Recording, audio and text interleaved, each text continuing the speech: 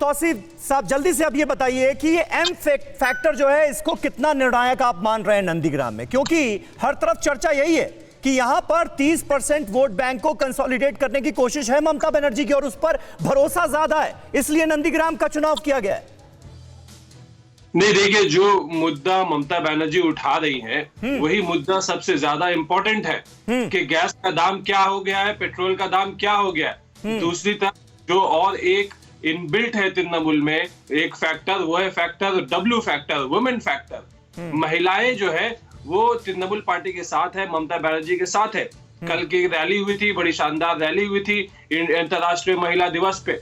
आप देखिए कि असेंबली में अभी जो लिस्ट दिया गया कैंडिडेट का, उसमें 50 लगभग वुमेन कैंडिडेट है। 2019 के चुनाव में भी 40% तृणमूल की तरफ से वुमेन कैंडिडेट रही थी लोकसभा का चुनाव लड़ने के लिए। तो ये महिलाएं एक बहुत बड़ी फैक्टर है। बंगाल की सारी महिलाएं जो है वो ममता बनर्जी को वोट करने वाली है, तृणमूल को वोट करने वाली है। और उनके बाद ये जो पेट्रोल वाली महंगाई वाले फैक्टर है, गैस का जो बढ़ता हुआ दाम है, ये फैक्टर है, और मोदी जी का जो दुशासन है, उनके वजह से जो देश का जो हाल हुआ है, ये सारे मुद्दों पे लोग बीजेपी से हटकर तृणमूल को वोट देगी। लेकिन इन सारी बातों का जिक्र तो तौसीफ अहमद खान साहब आप लोगों ने 2019 के लोकसभा चुनाव में भी किया था। सिर्फ 3% वोट का अंतर रहा बीजेपी से और आपका। लोकसभा चुनाव में जो मुद्दे होते हैं, जो एक वेव होता है, असेंबली चुनाव में वो वेव नहीं होता। लोकसभा में सवाल ये पूछा जा रहा था कि मोदी जी का ऑल्टरनेट कौन है, मोदी जी के खिलाफ प्रधानमंत्री का चेहरा कौन है। और आज स्टेट के इलेक्शन में यही सवाल पूछा जा रहा है कि ममता बनर्जी का ऑल्टरनेट कौन है, कौन सा चेहरा बीजेपी देना चाह रही है जिसको वो चीफ मिनिस्टर बनाना चाहती है। आज तक तो बीजेपी ने किसी को चीफ मिनिस्टरियल कैंडिडेट नहीं बनाया।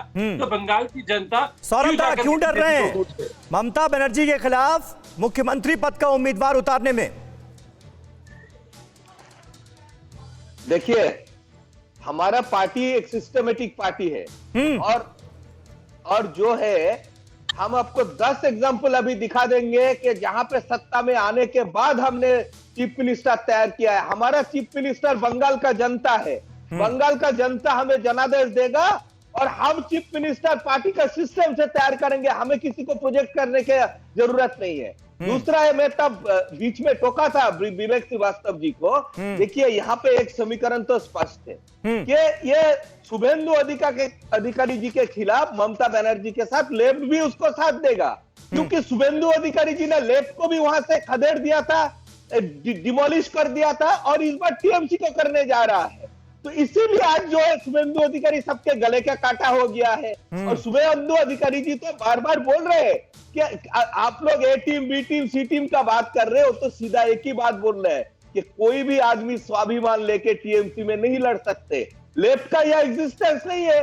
विवेक श्रीवास्तव जी आएंगे तो मैं पहले भी जैसे बोले बाइनोकुलर में उनको गिफ्ट करूंगा, आप लेफ्ट को ढूंढते रहिएगा। कोई भी सर्वे में आपका गठबंधन को 20-30 सीट नहीं दिखा रहा है। तो ये फाइट जो है ये तो सीधा टीएमसी और भाजपा का है। और नंदीग्राम में मैं फिर से दोबारा बोलता हूँ, शुभेंदु अधिकारी से लेफ्ट भी इतना डरे हुए हैं जैसे उसका सफाया किया था। लेफ्ट भी इस बार सपोर्ट करेंगे ममता बनर्जी को वहां पे। चलिए, ठीक है, बहुत जबरदस्त भरोसा किया है आप लोगों ने शुभेंदु अधिकारी पर। इसके नतीजे क्या होते हैं ये देखने वाली बात होगी। परवाह देश की, सोमवार से शुक्रवार रात 10 बजे TV9 भारतवर्ष पर।